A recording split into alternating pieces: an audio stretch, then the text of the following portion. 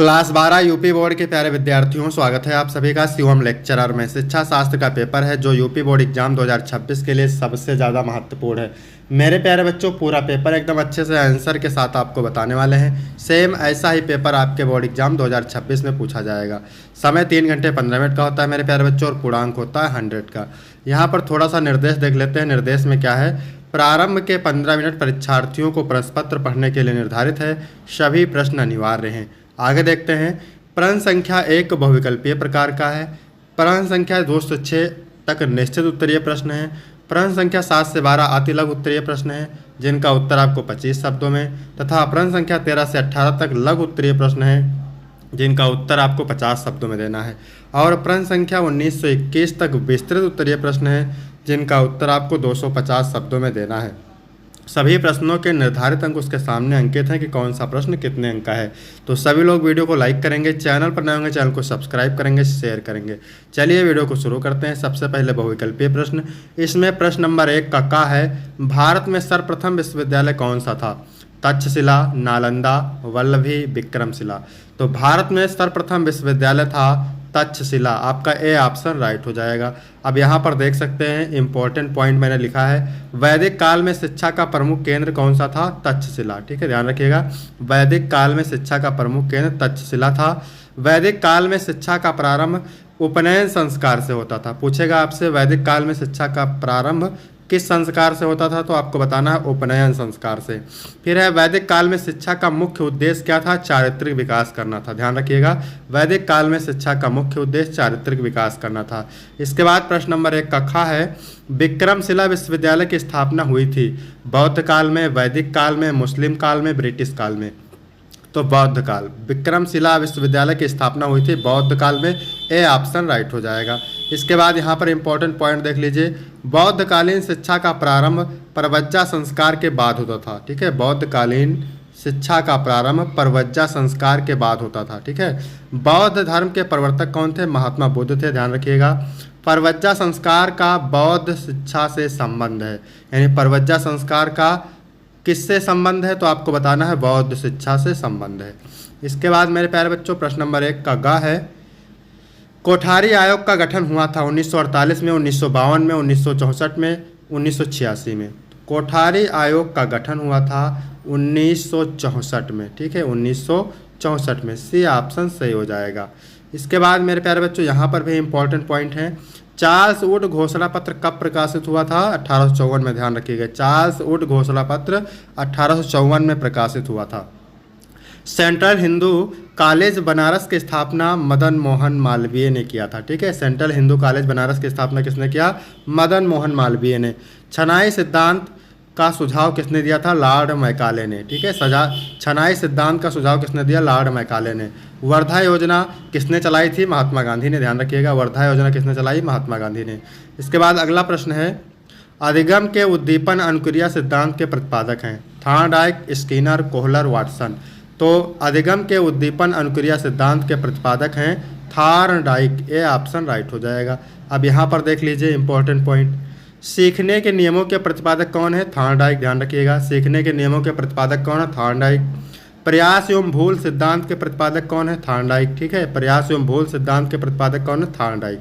इसके बाद प्रश्न नंबर 1 का अंगा है, क्या कह रहा है? प्रेरणा का स्वाभाविक कारण है संवेग, रुचि, आदत, संस्कार। तो प्रेरणा का स्वाभाविक कारण है संवेग। ए ऑप्शन सही हो जाएगा। मैकडूगल के अनुसार मूल प्रवृत्तियाँ कितनी होती हैं? 14। मैकडूगल के अनुसार मूल प्रवृत्तियों की संख्या होती है 14। गैरेट के अनुसार प्रेरणा के 3 प्रकार होते हैं। ठीक है, गैरेट के अनुसार प्रेरणा के 3 प्रकार होते हैं। तो यहाँ तक हो गए 5 बहुविकल्पीय प्रश्न। ठीक है, इसके बाद है निश्चित उत्तरीय प्रश्न। उत्तर आपको एक सेंटेंस में देना है, प्रत्येक के लिए आपको 1 अंक मिलेगा। प्राचीन कालीन शिक्षा का एक उद्देश्य बताइए। तो प्राचीन कालीन शिक्षा का एक प्रमुख उद्देश्य था चरित्र निर्माण और नैतिक मूल्यों का विकास। क्या था? चरित्र निर्माण और नैतिक मूल्यों का विकास। तीसरा प्रश्न है, मुस्लिम काल में शिक्षा का प्रारंभ किस संस्कार से होता था? तो बिस्मिल्लाह संस्कार से होता था। ध्यान रखिएगा, मुस्लिम काल में शिक्षा का प्रारंभ बिस्मिल्लाह संस्कार से होता था। इसके बाद चौथा नंबर प्रश्न है, सैडलर कमीशन की नियुक्ति क्यों की गई? तो सैडलर कमीशन की नियुक्ति का मुख्य उद्देश्य भारत में उच्च शिक्षा प्रणाली की समस्याओं का अध्ययन करना और उसमें सुधार के लिए सुझाव देना था। ठीक है, सैडलर कमीशन की नियुक्ति का मुख्य उद्देश्य था भारत में उच्च शिक्षा प्रणाली की समस्या का अध्ययन करना और उसमें सुधार के लिए सुझाव देना। इसके बाद 5 नंबर है, बुद्धि 4 तत्वों का समूह है, किसने कहा? अल्फ्रेड बिने ने। ठीक है, बुद्धि 4 तत्वों का समूह या कथन कहा अल्फ्रेड बिने ने, ध्यान रखिएगा।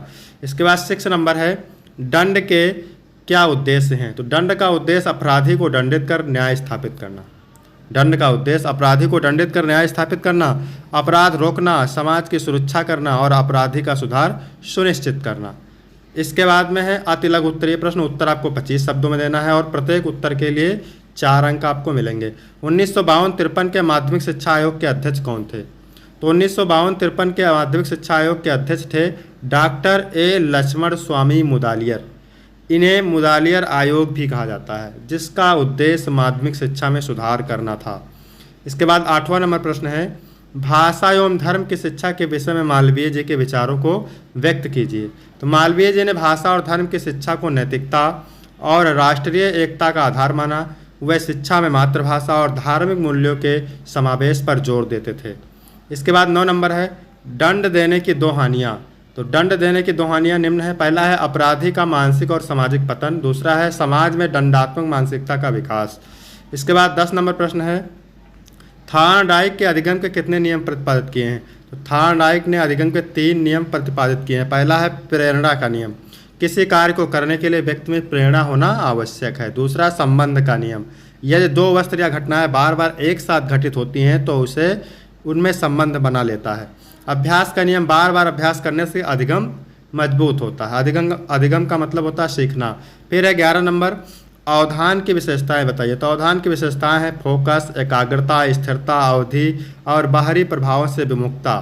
इसके बाद 12 नंबर है, राष्ट्रीय ओपन स्कूल की स्थापना कब की गई?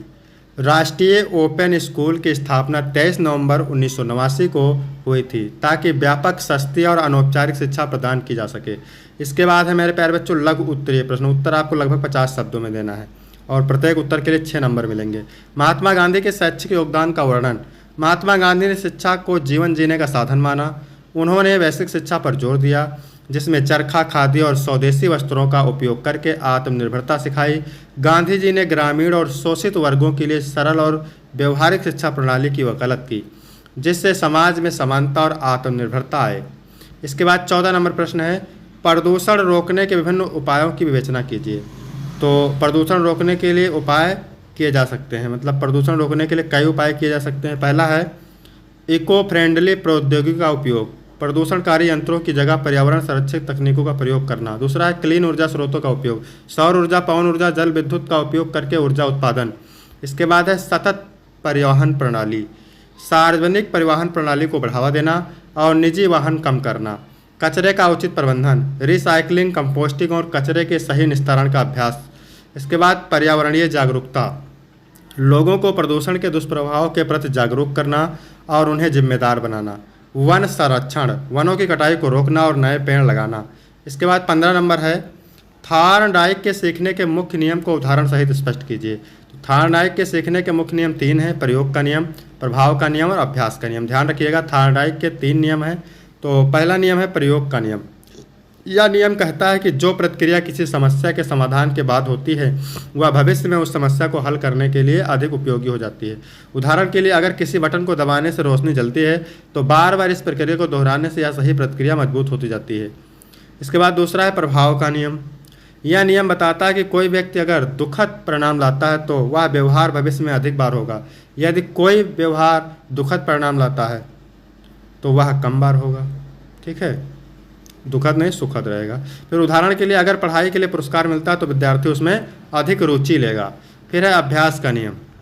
यह नियम के अनुसार बार बार एक ही प्रतिक्रिया को करने से वह आदत बन जाती है और सीखने का स्थायित्व बढ़ता है। इसके बाद अगला 16 नंबर है, निबंधात्मक परीक्षण के दोष क्या हैं? निबंधात्मक परीक्षण के दोष हैं छात्रों की विविधता को पर्याप्त रूप से नहीं पकड़ पाना, जल्दी मूल्यांकन की कमी, वक्तव्य पर निर्भरता और विद्यार्थी को सोचने की प्रक्रिया को सही तरीके से मापने में कठिनाई, या प्रकार विद्यार्थियों के गहरे ज्ञान का सही आकलन नहीं कर पाता। इसके बाद 17 नंबर है, मानसिक स्वास्थ्य के व्यक्तिगत घटकों का उल्लेख कीजिए। तो मानसिक स्वास्थ्य के व्यक्तिगत घटकों में आत्मसम्मान, भावनात्मक स्थिरता, तनाव प्रबंधन क्षमता, प्रेरणा, सामाजिक संपर्क और मानसिक रोगों के प्रति जागरूकता शामिल है। ये सभी तत्व व्यक्ति की मानसिक भलाई और संतुलन को बनाए रखते हैं। इसके बाद है बुद्धि और ज्ञान में अंतर। तो बुद्धि व्यक्ति को सोचने, समस्याओं का समाधान करने और नई जानकारी को समझने की क्षमता है, वो जन्मजात होती है।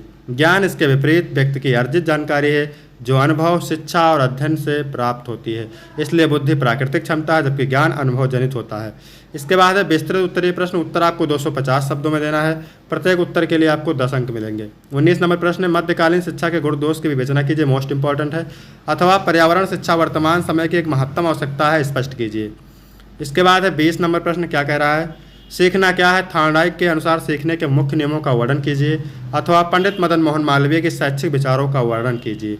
इसके बाद 21 नंबर प्रश्न है, शिक्षा में बुद्धि परीक्षण की बहुत उपयोगिता है, इस कथन को स्पष्ट कीजिए। अथवा व्यक्तित्व क्या है, वह कौन से कारक हैं जो व्यक्तित्व को प्रभावित करते हैं। तो यहाँ तक वीडियो कंप्लीट होता है। वीडियो कैसा लगा, वीडियो अच्छा लगा हो तो वीडियो को लाइक करेंगे, चैनल को सब्सक्राइब करेंगे। फिर मिलते हैं आपको अगले वीडियो में, तब तक के लिए जय हिंद, जय भारत।